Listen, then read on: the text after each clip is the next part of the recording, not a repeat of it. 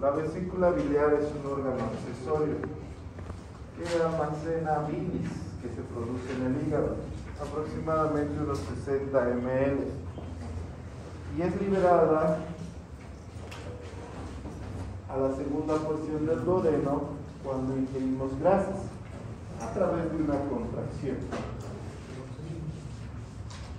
El problema de la vesícula biliar es el desequilibrio en los componentes que lo constituyen. Cualquier exceso en sales biliares, en colesterol, hace que se produzcan y aparezcan cálculos. Estos cálculos pueden ser de diferente tamaño. Pueden ser muy grandes, únicos, o muy pequeños. Se forman sobre las bacterias, sobre el moco de la vesícula, sobre sales de calcio, más frecuente en el sexo femenino, en la obesidad, estrógenos, exógenos, embarazos, edad avanzada y factor genético. La incidencia de cálculos sí es más aumentada ahora por el consumo excesivo de colesterol, pero siempre ha habido cálculos. Hasta en una momia de Egipto se encontró los cálculos. ¿Qué es lo que pasa? Cuando un cálculo está dentro de la vesícula biliar, por una contracción brusca puede obstruir lo que es la salida de la bilis, y esto causa presión a nivel vesicular, liberando activadores de la inflamación que ocasionan distensión de la vesícula biliar, liberación de prostaglandinas, aumento de la presión intravesicular, que ocasiona a su vez una alteración en el riego vesicular. Esto conlleva a una necrosis o a una perforación de la vesícula biliar. A este cuadro se denomina colecistitis aguda, pero solamente puede ocurrir una vez. La colecistitis aguda solamente ocurre una vez. Si el mismo cuadro vuelve a aparecer, se llama colecistitis crónica litiasis. Entonces, ¿qué síntomas presenta la colecistitis aguda? Primero presenta característicamente dolor en hipocondrio derecho.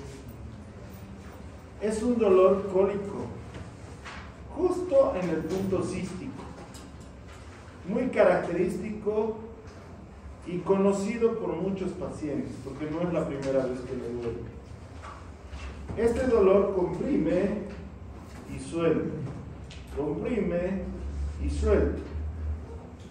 Y existe el antecedente de ingesta de alimento graso. Aparte de eso, como es una víscera, cuando se distiende una víscera hemos dicho que se libera órdenes al cerebro de que está lleno algo, y tienes náuseas y vomitas. Al examen físico, lo más característico es dolor en hipocondrio derecho, manifestado por un signo característico que es el signo de Murphy. El signo de Murphy no es el dolor a la compresión en el punto cístico. Le piden al paciente que inspire, y cuando expira, vos vas aumentando la profundidad de la compresión, y el paciente deja de expirar, porque sabe que cuando más aire botes, más profundo vas a meter la mano. Y eso es el signo de Murphy. Hay que saberlo hacer. ¿Es patognomónico de colecistitis aguda? Casi. En el laboratorio puede haber leucocitosis, alteración de la amilasa y de la bilirrubina. Pero, si ustedes ven, no le doy mucha importancia ni a la clínica ni al laboratorio, porque el gol estándar del diagnóstico de la colecistitis aguda es extremadamente sencillo. Le pides ecografía. Bajo costo hay en todo lugar y el 99% de sensibilidad. ¿Para qué vas a hacer edema de la membrana de la mitocondria, analizar como apéndice? Sí, dolor, antecedente de comida, ecografía. Punto. Se acabó el problema. La ecografía te permite ver las características de la vesícula biliar y si existe o no existe colecistitis aguda. Hay obviamente otros exámenes de apoyo diagnóstico que no son muy utilizados. Tal vez el único que yo aconsejaría es la tomografía. ¿Ya? La tomografía cuando sospechamos que el cálculo ha estado mucho tiempo en el paciente para prever alguna complicación por colecistitis muy crónica. Hay diagnósticos diferenciales, desde una apendicitis hasta una úlcera gástrica. De todas maneras, no es difícil el diagnóstico diferencial porque no es clínico, es ecográfico. ¿Es colecistitis o no es? Punto. Si pones el ecógrafo, vesícula delgada, no hay cálculos, no vas a seguir, debe ser colecistitis. No, ya puede ser apendicitis, úlcera u otra cosa. Las complicaciones. La vesícula, dime.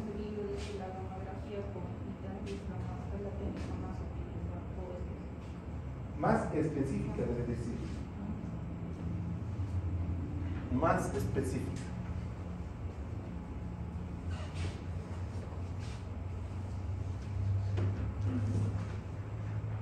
Hay una cosa que no les enseño porque no están todavía a ese nivel.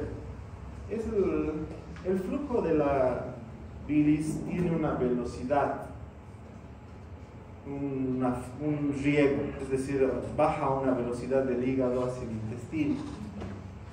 Y la terminología para decir que está bajando muy lentamente se llama colestasis biliar.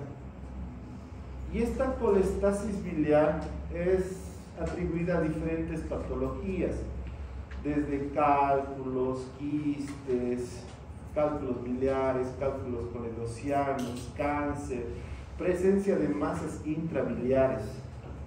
Entonces, la colangiografía con IDA nos estudia todo ese aspecto, desde la eliminación de la formación de la bilis hasta su salida.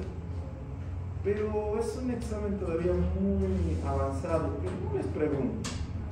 Ni siquiera en cirugía 3 les enseño, es más de cirugía. ¿Ya? Pero sí está bien eso.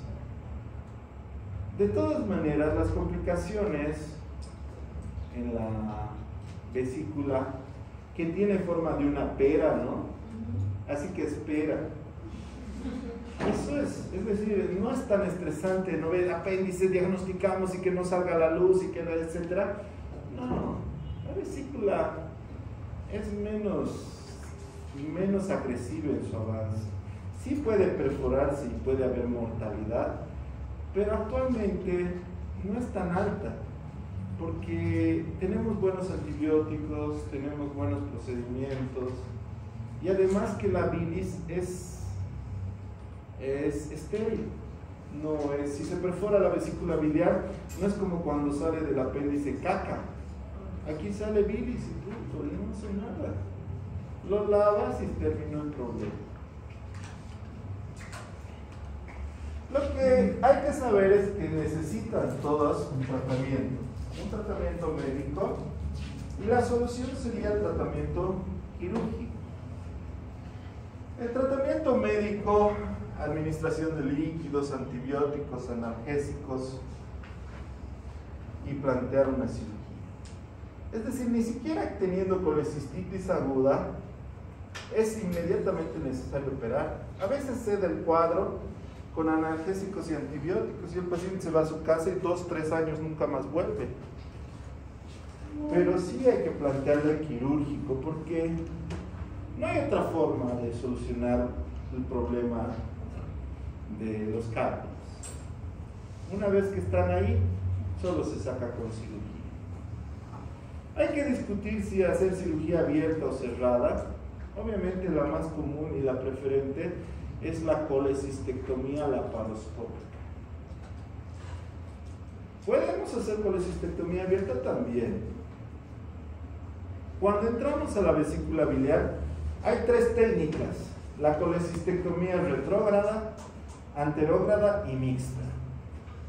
La retrógrada quiere decir que la anterógrada primero, nosotros vamos del bacinete, del fondo de la vesícula a la vía biliar. Y la retrógrada vamos de la vía biliar al fondo de la vesícula. Esta es la forma que se hace colecistectomía laparoscópica. De la bilis, de la vía biliar al fondo.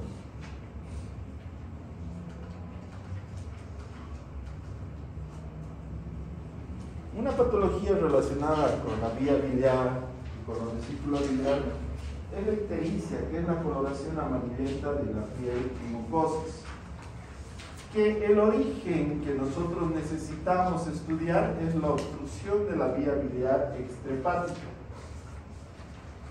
ya sea por coledocolitiasis, neoplasias, quistes o enfermedad de Carle.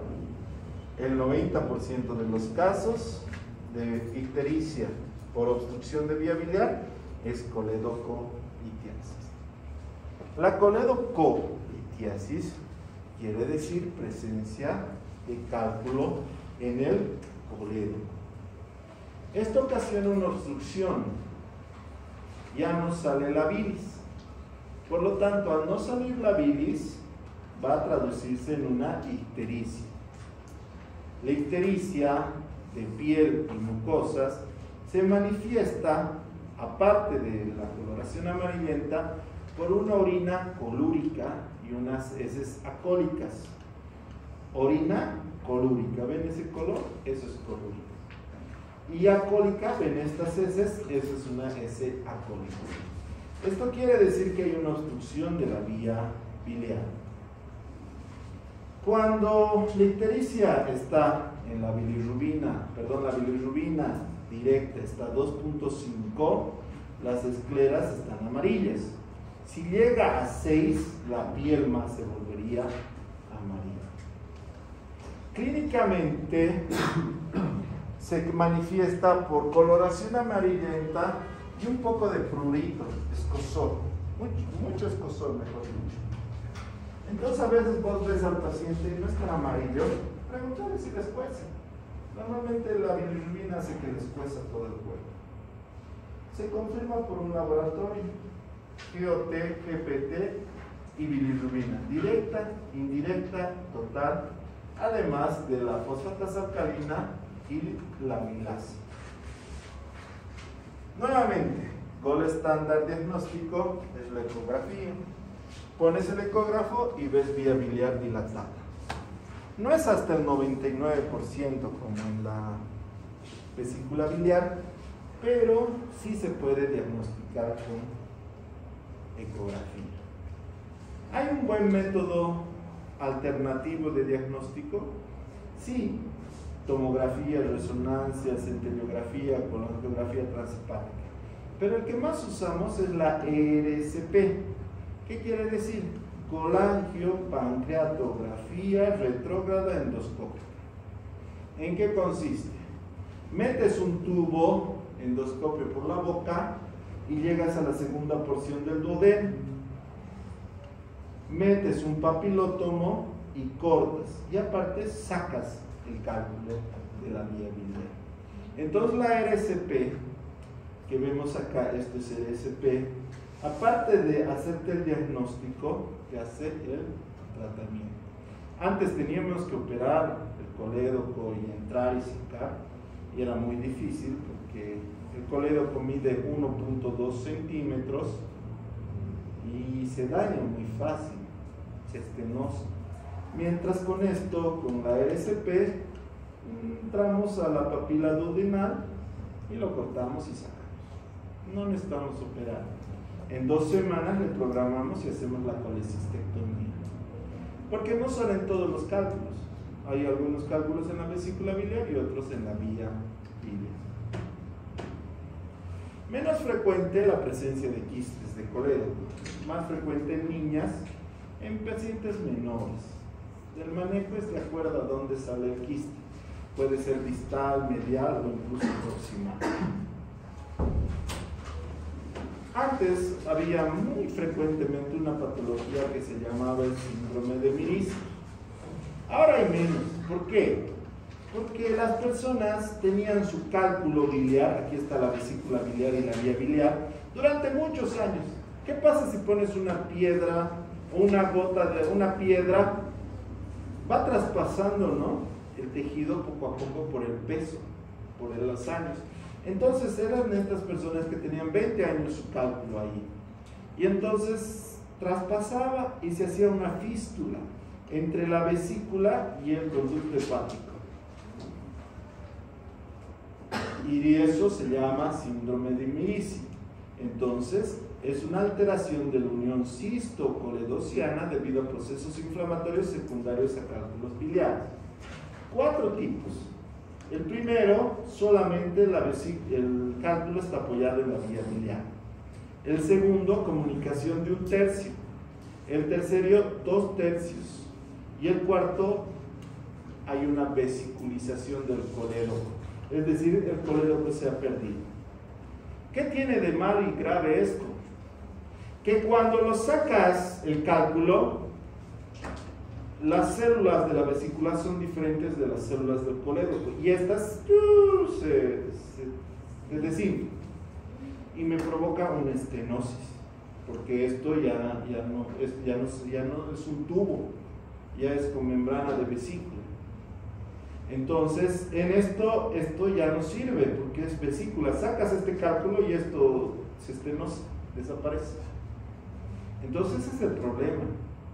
Esto estudió Pablo Mirici y es por eso que yo pido tomografía a los pacientes cuando tienen su cálculo muchos años. Si ustedes se hacen operar de vesícula, no pido tomografía, pero si me traen a su abuelito, sí le pido para ver si no ha hecho un Mirici. No es tan frecuente porque te duele una vez y aguantas, 2 veces nada, ya me hago operar. De donde sea saco dinero, pero me hago operar, no voy a estar con ese dolor. Ves huevo y te duele, ¿no? Qué bien. Entonces, pero antes no era así, era muy difícil operarse, además del riesgo de mortalidad, no había colecistectomía laparoscópica, etc. Entonces dejaban años y me duele de nuevo, me duele, y así hacían este síndrome de Mirici. ¿Cómo se trata? El síndrome de Mirici primero es difícil diagnosticar porque solo parece una colecistitis aguda. La ecografía no te da un buen diagnóstico, el único que te da un buen diagnóstico es la RSP. Miren, aquí está el endoscopio, has metido medio de contraste y aquí ves la vesícula biliar. No hay cístico aquí. Entonces hay una comunicación de 1/3 o casi 2/3. Entonces estamos hablando de estadio 2 o 3. En el estadio 1 solamente hacemos la colecistectomía. En el estadio 2 ya hacemos una plastía del colédoco. En el estadio 3 y 4 ya es el problema, que ya tenemos que modificar el procedimiento. Podemos hacer una colecisto-yeyuno-anastomosis, colecisto, es decir, uno la vesícula y uno en idelux. ¿Pero por qué uno la vesícula? Porque no quiero tocar esto, está tan inflamado y tan destrozado todo ahí, que es mejor no tocarlo. Lo dejamos así, colecisto y yeyuno-anastomosis. O podemos hacer colédoco duodeno-anastomosis, quiere decir unir el colédoco al duodeno y dejarle la otra porción acá, así, sin tocar. Entonces unimos el colédoco al duodeno. Lo más adecuado sería colédoco y yeyuno anastomosis en inerux. Es decir, aquí subo el yeyuno anastomoso aquí y aquí le uno. Colédoco y yeyuno anastomosis. Como ven, son cirugías grandes. No puedo hacer laparoscópicamente. Al menos todavía no. Lo bueno es que este fin de año me voy de vacaciones a Argentina un mes y ya voy a volver con más habilidades para hacer esto laparoscópicamente. Es que es un poco difícil hacer esto, hay que aprender. Entonces, esto tengo que cortar. Y además ya no puedo operar con un médico joven, tengo que operar con otro cirujano de las mismas habilidades que yo, porque ya son 1, 2, 3, 4 anastomosis, y anastomosis de alto grado. Esto es de casi 1.5 centímetros la anastomosis, es decir, tengo que poner en 1.5 centímetros por puntos en la pared posterior, 2 puntos en la lateral y 3 puntos hacia adelante. Es decir, 6, 7, 8 puntos en 1.2 centímetros. Y si me lo jala, lo revienta. Y si corta mal, me lo revienta. Entonces necesitamos 2 expertos en eso para operar. Ya les he dicho que cualquier cirugía que toques colédoco, vía biliar principal, automáticamente es 10 años menos de vida. Es decir, no importa qué hagamos, 10 años. Si tenías que vivir hasta los 80, 70. Tenías que vivir 70, 60. Es así. El colédoco es muy resentido. No es una buena estructura para operar. Esto es una colédoco duodenoanastomosis. Esta sí he hecho, abierta, en una viejita igual. Vino la viejita, ay doctor, opérale, mi mamá tiene vesícula. Un momentito, tomografía miricidos. Mirici 3, entonces colédoco duodenoanastomosis. Tenía 78 años, no importa, va a vivir bien, estaba muy ictérica. ¿Qué patología tiene?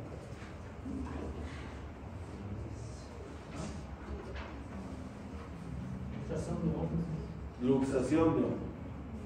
¿Ve? Aquí está el húmero, la cavidad glenoidea, está afuera. Obviamente, clínicamente se va a ver, ¿no? ¿Cómo hacemos? Reducimos, ¿no? Y ahí está en su lugar. ¿Por qué no lo reduzco antes? Porque tengo que ver con una radiografía que no sea una luxofractura. A veces puede ser, aparte de la luxación, fractura. Es re fácil ponerle a su lugar. Se mete una sabanilla acá, 2 jalas de arriba y los otros lo agarran de abajo y uno agarra la mano. Entonces mueve la mano, ¡pum! Entra su traje. Obviamente tienen que ver por lo menos una vez cuando lleguen. Entonces, muchas veces llegan estas luxaciones. Mi consejo es, ven una luxación, persíganlo hasta que llegue al traumatólogo. Quédense, ¿tengo clase? No, ese día quédense. Una vez que vean, nunca más se van a olvidar cómo reducir. ¿Entendido? Vamos a saltarnos por hoy el tema de páncreas y vaso. Vamos a pasar a líquidos y electrolitos. Es que he traído marcadores y necesito marcadores. Este es un tema extremadamente importante. ¿Por qué? Porque todos los pacientes que están hospitalizados están con vía, ¿verdad? Pero, ¿alguna vez se han preguntado cuánto de líquido le damos? ¿Cómo saben cuánto darle al paciente? De eso trata este tema. Los líquidos y los electrolitos mantienen la homeostasis. Eso quiere decir un equilibrio entre no estar enfermo y estar bien. Esta homeostasis se mantiene gracias a los elementos reguladores, como ser sangre, linfa, aguas y solutos. Mientras más actividad tengas, más mecanismos necesitas. Mientras menos actividad tengas, menos mecanismos necesitas. El cuerpo humano, del 40 a 60%, es totalmente formado por agua. Mientras más joven eres, mayor cantidad de agua tienes. Mientras mayor eres, menor cantidad de agua tienes. No es ninguna ventaja, porque no hay homeostasis ahí. Recuerden el término líquidos electrolitis significa homeostasis.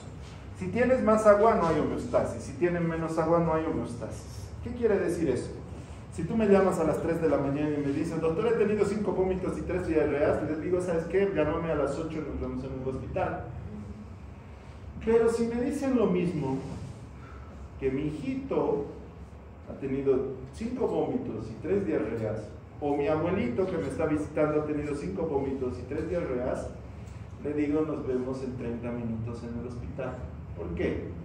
Porque sus mecanismos reguladores de esas personas no son adecuados, ya no están bien, tienen mucho riesgo de complicarse. Puede ser que el niño y el abuelito no lleguen a las 8 de la mañana. Eso tienen que entender. No se juega cuando no hay mecanismos reguladores adecuados. Si es niño o es anciano, no tolera la pérdida de líquidos y electrolitos de forma adecuada. Dividimos en 2 espacios los líquidos, el intracelular y el extracelular. El intracelular va a estar correspondiente al 40%, el extracelular el 20%. De ese 20%, el 5% va a ser plasma y el 15% va a ser líquido intersticial. Entonces, si el paciente pesa 70 kilogramos, ¿cuánto de esto va a ser el 40%? Entonces, 70 va a ser el 100%. Nosotros queremos saber cuánto es el 40%. ¿Cuánto va a ser? 70 por 40, 280,000 creo, ¿no? ¿Qué? 2,800. No, 28,000. 280,000 debe salir. 70 por 40 dividido entre 100, 28,000, ¿no ven? 2,800 sale 70 dividido entre 40 y eso dividido entre 100 sale 28. Ah, está bien. Es que está en litros. 28 litros. Pero nosotros no manejamos muchos litros. Entonces son 28,000 ml.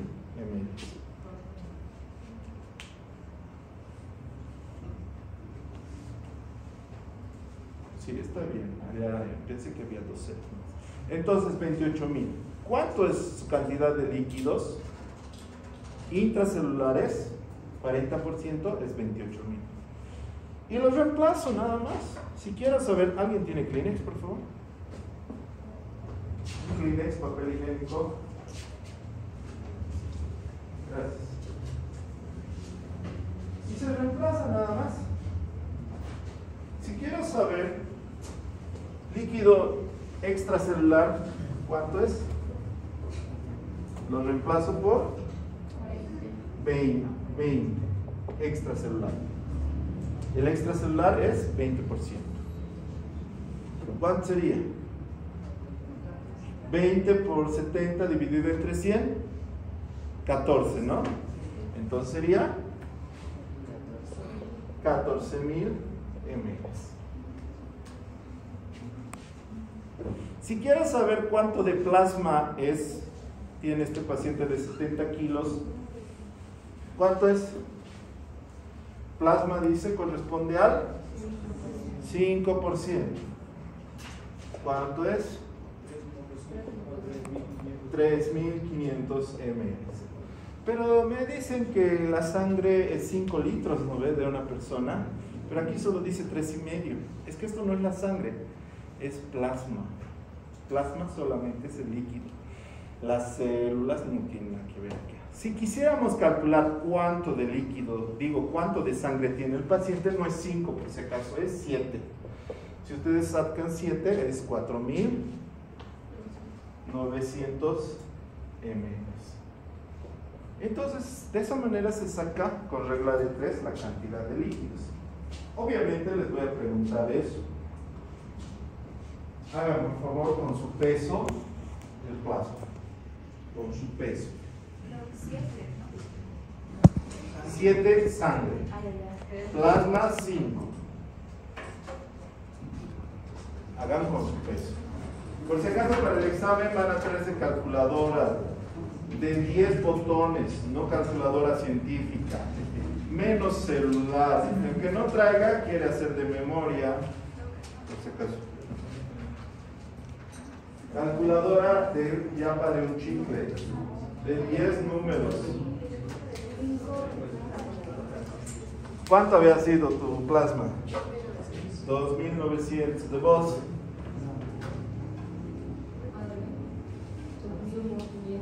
2.500. ¿De vos? 3.500. ¿De vos? ¿Cuánto había sido tu plasma? Pero saca pues tu peso por 5 dividido entre 100.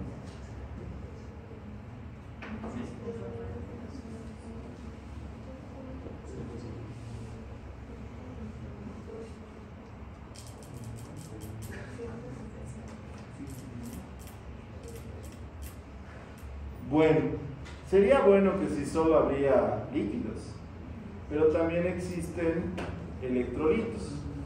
Los electrolitos de importancia son sodio, potasio, cloro, calcio y magnesio. Es verdad que existen los otros, pero vamos a ver que son en menores cantidades y no trastornan tanto el medio interno. Obviamente existen valores normales en el líquido plasmático, en el líquido intersticial y en el líquido intracelular. Pero nosotros basta con que sepamos los valores normales en el plasma. ¿Por qué no interesa el otro? Porque es homeostasis. Si esto está alterado acá, seguro está alterado en todo. Si esto está normal acá, seguro está normal en todo. ¿Por qué? Porque hay un intercambio activo en las membranas celulares, ya sea por difusión simple, difusión facilitada, por transporte activo, por puerta, por carga positivas, cargas negativas, por gasto de energía. Entonces, siempre hay un intercambio de agua y electrolitos en las membranas celulares, que mantiene un equilibrio osmótico. La regulación de los líquidos y los electrolitos está dado principalmente por el riñón. Esto es un excelente órgano, muy trabajador. Cuando el riñón está bien, está saludable, el medio interno está tranquilo. ¿Qué quiere decir eso? Que si yo a vos te doy 4 litros, no va a pasar nada, no te vas a encharcar, no vas a hacer edema, no vas a hacer falla cardíaca ni nada, porque tu riñón va a hacer que orines más. Pero si el riñón está bajo estímulo hormonal, ya no puedes equivocarte en el cálculo, porque ya no está protegido el medio interno. Si el riñón está bajo efectos de diuréticos y antihipertensivos, no puedes pasarte en los cálculos. Si el riñón está enfermo, no puedes equivocarte en los cálculos de líquidos electrolitos, porque no te va a corregir.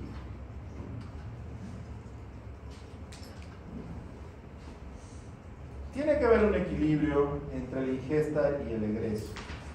En ingesta de agua, normalmente en el día, una persona de 70 kilos consume entre 2.500 y 3.000 ml de agua. Líquidos vía oral y alimentos. Hay una cosa que tienen que recordarse, esta agua de oxidación. ¿Cuál es el agua de oxidación? no es que el agua se crea. Lo que pasa es que en el día mueren miles de células. Y estas células liberan su agua hacia el exterior.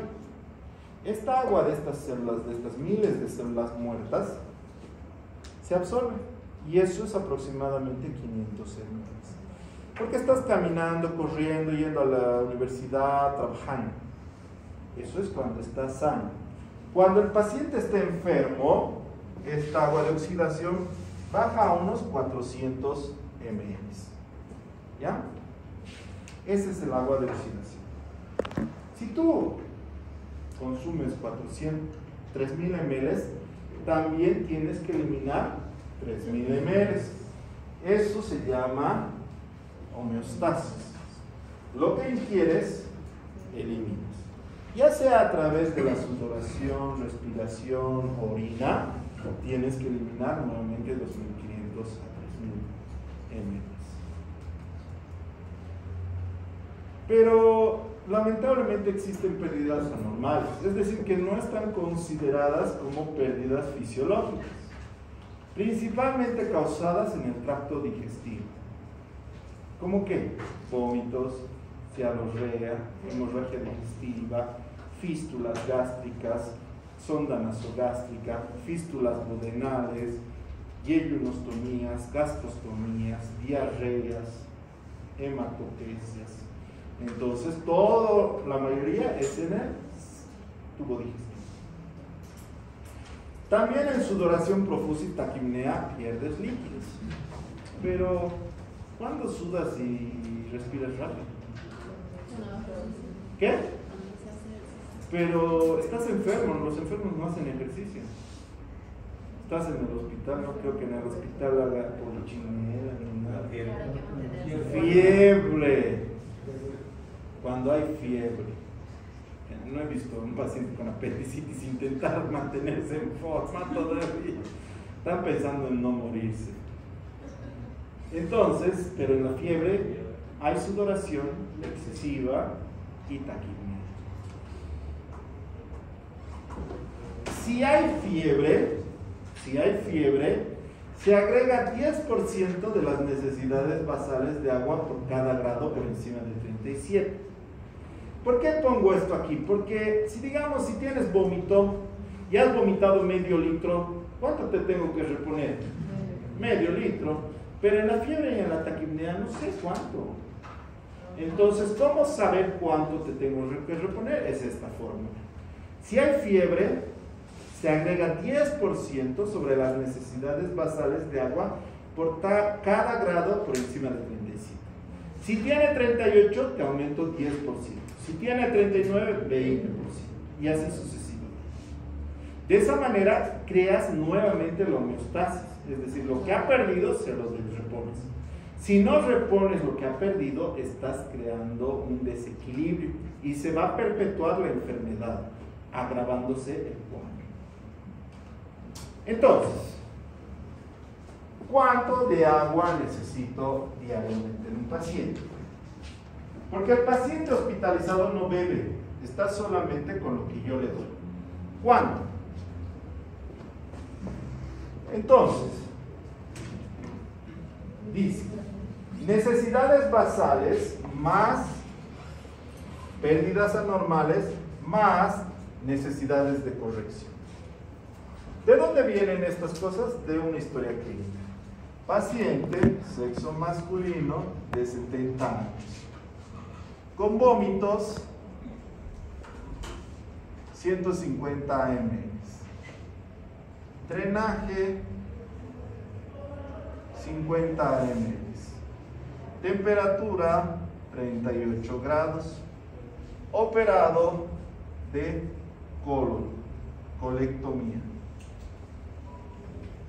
por cáncer. ¿Ya? Entonces, primero necesito saber las necesidades basales. 3 formas hay para encontrar las necesidades basales. Hay una fórmula perfecta, es decir, la mejor, que nos libra de errores. hay una fórmula adecuada. Y hay una fórmula de aproximación.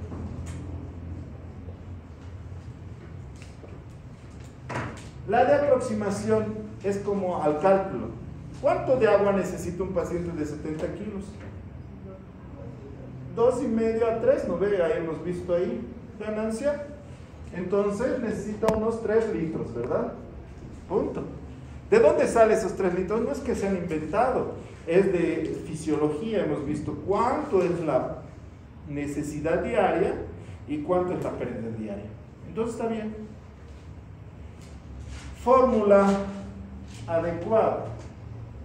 La fórmula adecuada viene de esto. Por kilo peso. Adultos, 30-40 ml por kilo de peso. Ahí dice recién nacidos, lactantes, niños y niños más grandes. Lo que nos interesa ahorita es un adulto, pesa 70 kilos. 30 por 70 o 40 por 70. Entonces va a ser entre 2100 ml o 2800 ml, ¿verdad? Tú escoges. Si lo ves más deshidratado, le darás 2800. Si lo ves menos deshidratado, usarás 2100. Ya depende de vos. Y la fórmula perfecta es con superficie corporal. Por cada metro cuadrado de superficie corporal se multiplica por 1500. ¿Cómo sacamos la superficie corporal? Con esta fórmula. Peso. ¿Cuánto pesa mi paciente? 70 por 4 más 7 sobre 70 más 90. ¿Cuánto sale?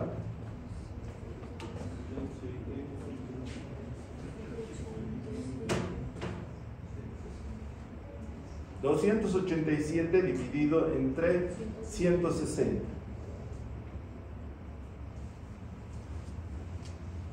Dígame, 793. Todo. Ah, ya 75. Entonces, como ven, da varios decimales. Para que nosotros tengamos el mismo resultado en el examen, solo van a usar 2 decimales. 1.79. ¿Listo? Sin redondear. Este 1.79 se multiplica por 1500. 1500 por 1.79. ¿Cuánto sale? 2685. Entonces la fórmula perfecta dice que necesita 2685 ml.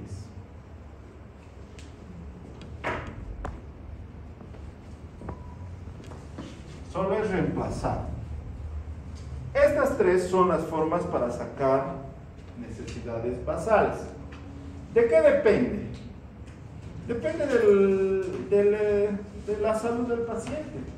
Si digamos el paciente ha ido a ponerse mamas y tiene 20 años, ¿necesitará fórmula perfecta? Basta la aproximación, denle 3 litros y que no moleste, ¿no ve? Más fácil. Si tiene apendicitis y aparte es hipertenso, diabético, controlado, ya no le pongo la aproximada. Puedo utilizar la adecuada. Pero si mi paciente tiene 70 años, le han hecho colectomía y tiene cáncer, la fórmula perfecta. Entonces uso 2685. ¿Entendido? Esas 3 formas son para sacar la necesidad basal. Vamos a usar en nuestro paciente la fórmula perfecta. Que tampoco no es mucho la diferencia. Si ustedes ven, 325 es nada más. Pero para un paciente grave, cardiópata, nefrópata, esos 325 es la diferencia entre anasarca y falla cardíaca. Perfecto. Las pérdidas anormales, ¿de dónde salen? De la historia clínica. Si yo le pongo aquí, ha orinado 1200 ml, ¿cuánto es la pérdida normal? 1400. ¿Acaso la orina es pérdida anormal? La orina es pérdida normal. Es decir, está contabilizada dentro de las pérdidas fisiológicas. ¿Cuáles son anormales? Vómitos, drenaje. ¿Cuánto es?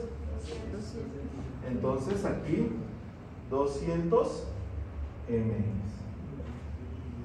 Tiene temperatura, entonces tiene taquipnea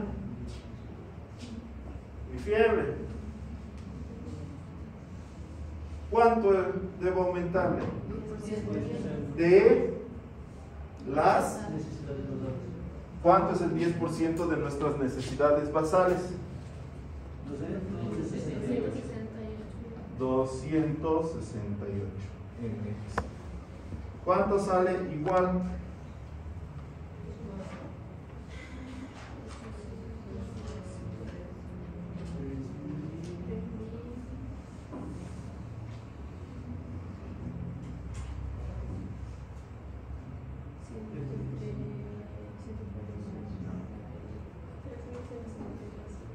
¿Mm?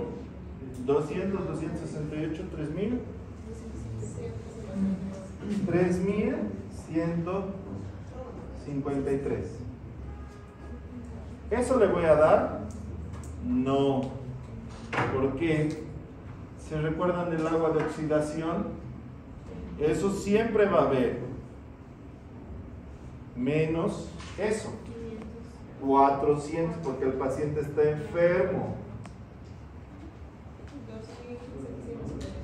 Entonces el paciente va a necesitar, necesidad diaria va a ser 2.753.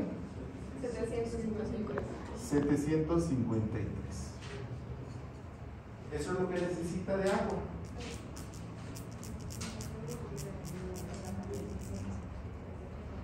$2.685 más 200 más 268. ¿Ya? Y le restamos los 400. ¿De dónde vienen los 400? ¿Se recuerdan de esta que les he dicho que era agua de oxidación? ¿Está más adelante? Ahí está. Esta agua de oxidación es lo que se rompe en las células. Eso sigue siendo en el cuerpo. Por eso sacamos esos 400 ml. Pero tenemos un problema. No hay una solución de 753 ml. Le redondea a 3000. ¿Y para qué tanto cálculo si le vas a redondear? Reemplazamos en una fórmula. En la fórmula de goteo. Esta fórmula de goteo no solamente es para líquidos. Puede ser para sangre. En adultos se usa un gotero normal. Y en niños que pesan menos de 10 kilos se utiliza microgotero. Estas son las tres constantes que se reemplazan en la fórmula. ¿Cuánto es nuestro volumen total? 2.353. Hablen. ¿En cuánto tiempo que tengo que darle? 24 horas. Por la constante. ¿Cuál de las tres uso?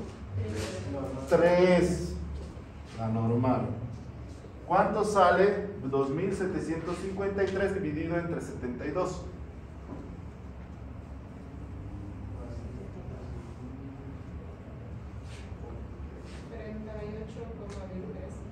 38 gotas por minuto. Entonces dices, administra a este paciente 38 gotas por minuto. ¿Entendido? Bueno, me la puse.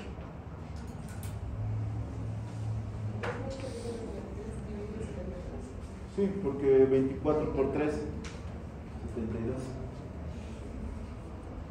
De todas maneras, en su libro está en una página completa explicado un ejercicio. Lo siento, tienen que aprender, todos los pacientes hospitalizados están con vía. Entonces sí o sí tienen que aprender. Sería interesante y bonito que solo se trate de agua, pero no, también hay sodio y potasio. ¿Por qué solo tomamos? Muchas gracias. Sodio, potasio. Dime. litro, luego de 1755. O sea, en gotas ya sabemos cuántas gotas por minuto, pero le ponemos un suero y medio. ¿Qué? Le ponemos. No importa. Tú tienes que ponerle 38 gotas por minuto hoy día. Si digamos se utiliza 2 sueros y 3 cuartos, ya no importa. Pasa para el otro día lo que sobra. Porque al día siguiente tienes que calcular de nuevo. ¿Entiendes? Es decir, no es que el suero sea cabalito. Si vos ves, se queda con el suero ahí. Si se pasa, lo cierran y se queda ahí. ¿Por qué sodio y potasio? Nada más. Porque ellos dan la osmolaridad. Porque son macrominerales. ¿Qué quiere decir macrominerales o macroelementos? Que su cantidad de sodio, calcio, fósforo, magnesio, cloro y azufre se expresa en el cuerpo en gramos. Es decir, de sodio hay gramos. Nos interesa. Entonces, por eso nosotros aprendemos sodio. Por eso aprendemos potasio. Porque sí trastorna el medio interno. Y el cloro va con el sodio. Y el magnesio va con el fósforo y el calcio. Entonces, todos vemos. Microelementos es que solo hay en miligramos. Son el hierro, flor, yodo, magnesio, cobalto, cobre, zinc. Y hay uno más pequeño que son oligoelementos que vienen en microgramos. Silicio, níquel, cromo, litio, molibdeno y selenio. Pero estos microelementos u oligoelementos no me cambian la osmolaridad. Lo que yo estoy aprendiendo es osmolaridad. ¿Para qué se utiliza estos otros elementos? Normalmente el hierro y los oligoelementos los reemplazamos cuando el paciente está en terapia intensiva. Entonces ya es una medicina un poquito más avanzada. Normalmente solamente en terapia intensiva. Y no es difícil. Hay un suero que dice oligoelementos, le pones ese suero y listo, se acabó. Y le ponen una vez cada 2 semanas, es decir, no es ningún secreto. Pero ese suero de oligoelementos tiene todos estos elementos, porque estos elementos son fundamentales en la inmunidad del paciente. Replicación celular. Entonces, si no le ponemos, empieza a perderse su piel, empieza a infectarse de cualquier cosa. Oligoelementos. Nosotros nos vamos a concentrar en los macroelementos. El sodio. El sodio debemos consumir todos los días de 1 a 2 mil equivalentes por kilo por día. Como no solamente hay sodio, sino es cloruro de sodio, el cloro viene amigado con el sodio. Es como cuando invitas a la amiga, a la chica que te gusta y viene con su amiga fea. Y más de una vez te toca que a la que le gustas es a la amiga fea y no a la otra. Y así que todo lado va contigo. Pero bueno, así es el cloro. También se mete con el potasio, cloruro de potasio. Por eso no hacemos mucho problema cloro. Se necesita, si te pesa 70 kilos el paciente, ¿cuánto de sodio necesita? De 70 a 140 mil equivalentes día, porque es 1 a 2 por kilo por día. De potasio, se necesita 1.000 equivalente por kilo día. Entonces, cada día necesita 70.000 equivalentes día. Eso es osmolaridad. Eso quiere decir que todos los días, esté en el hospital, no esté en el hospital, esté en su casa, todos los días tiene que recibir 70.000 equivalentes de sodio y 70.000 equivalentes de potasio. Porque de la misma manera se debe perder. Entonces, por eso necesita reponer. Pero existen trastornos. El sodio, valor normal, de 135 a 145 mil equivalentes. Cualquier valor por debajo de 135, hiponatremia. 134 es doctor hiponatremia, sí es hiponatremia. Leve, pero es hiponatremia. ¿Qué te causa esa hiponatremia? La causa más común, y primero, gastrointestinal. Ya hemos hablado vómitos y diarrea. Lo más común, tiene vómitos y diarrea, el sodio se va al piso. conjuntamente con el potasio, pero hablamos del sodio. Otras patologías son el hipoaldosteronismo, pérdida renal, retención de agua, etc. ¿Qué síntomas presenta? Anorexia, cefalea, reflexia, náuseas, taquicardia. Si es más intensa la hiponatremia, pérdida de reflejos y muerte. ¿Cómo confirmamos? Con anamnesis. Primero le preguntas qué le ha pasado. Ah, vomitado y diarrea toda la noche, ya hiponatremia. ¿Cómo confirmas? Ionograma. El laboratorio se llama ionograma. El ionograma te va a decir, ¿sabe qué? Este paciente varón de 70 kilos tiene 128 de sodio. Eso dice el ionograma, es decir, te sale así. ¿Qué hacemos ahora? Reemplazamos en la fórmula. Sodio igual a 130 menos sodio actual, ¿cuánto es? 128. ¿Cuánto pesa nuestro paciente? 70. ¿Es hombre o es mujer? Hombre, entonces por 0,6. Es que el hombre tiene más agua. ¿Cuánto sale? 130 menos 128, 2. 2 por 70, 140. 140 por 0,6. 84 mil equivalentes. ¿Esto tengo que darle de sodio? No. ¿Qué falta? Ese día tiene que recibir sus 70. ¿No ve que es 1 por kilo? ¿Cuánto es? 70. 70 más 184. Más 154. Ese día tiene que recibir 154 mil equivalentes para equilibrar su pérdida. Es que lo que tiene que consumir hoy día es como si no hubieras cenado ayer. Para recuperar las calorías tienes que cenar lo de ayer y lo que hoy día más tenías que comer, porque si no sigues perdiendo calorías. Es lo mismo aquí.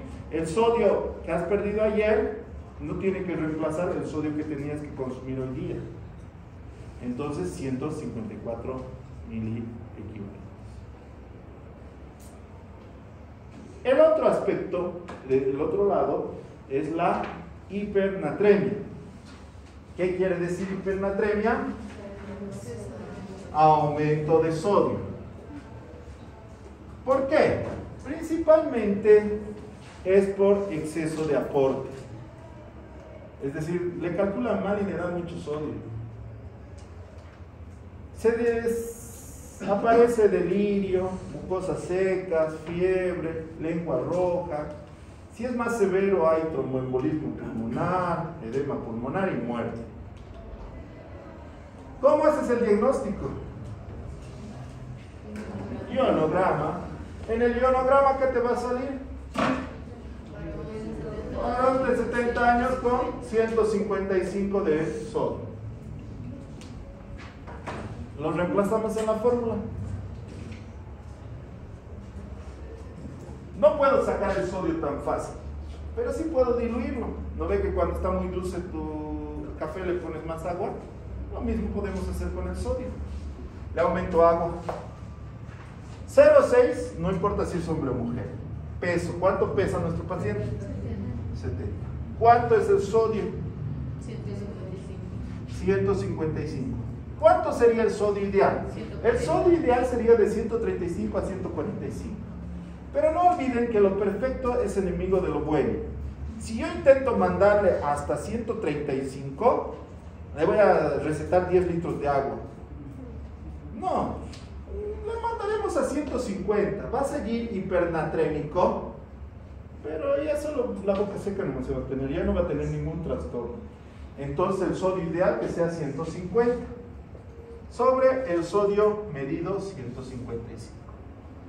Entonces 5 dividido entre 155,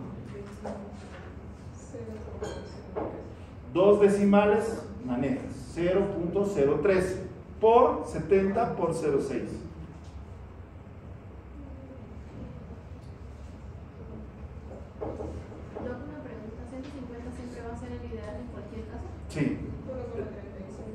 Entonces 1,35, que son 1350 ml. A este paciente tenemos que aumentarle 1300 ml de agua. ¿Para qué? Para que este sodio baje a 150. Si fuerzo más, puedo bajar a 140, pero no olviden la cantidad de líquido que le voy a tener que dar. Entonces no olviden, lo perfecto es enemigo de lo bueno. En medicina no busquen perfección. Si está bien, déjenlo así. Estamos operando vesícula y sale una gotita de sangre, déjala así, no, le voy a comer, sale. Lo perfecto es enemigo de lo bueno. Déjalo, si está bien, ahí nomás. ¿Entendido?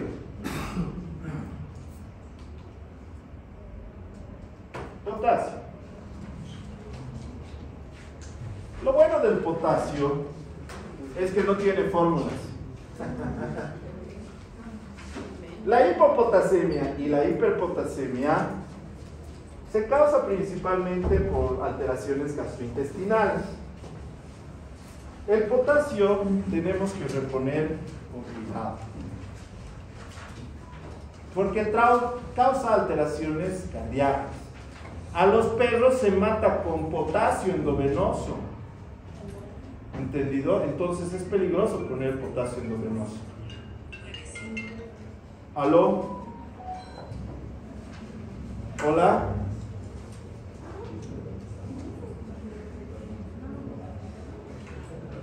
Si está bajo el potasio, hay que administrar 2 miliequivalentes por kilo.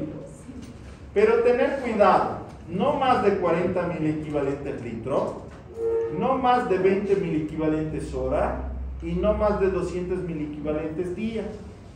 Si puedo dar vía oral, mejor. Si por otro lado existe hiperpotasemia, debo ver que también va a tener alteraciones cardíacas y ver el valor del potasio. Si está el potasio en 5 o 6, doy diuréticos y carboxelato. Si está en 6 a 7, bicarbonato más glucosa más insulina. Si está en más de 7, cloruro de calcio, gluconato de calcio y glucosa más insulina. Y hasta diálisis, hemodiálisis. Entonces el potasio no es como el sodio, hay que tener más cuidado, tanto al reponer como al sacar. El calcio y el magnesio sí son macroelementos, pero solamente se alteran, por ejemplo, cuando se hace al paciente tiroidectomía, se puede sacar las paratiroides. En ese caso puede haber trastorno de calcio. Solamente en ese caso. En las mujeres embarazadas, cuando hacen preeclampsia o eclampsia, puede haber alteración de magnesio. En otras cosas normales, el magnesio y el calcio en otros pacientes no se alteran. ¿Por qué? Porque hay unas reservas muy amplias. ¿Entendido? Y ahí termina líquidos electrónicos. Tema, estudien muy bien, repasen muy bien.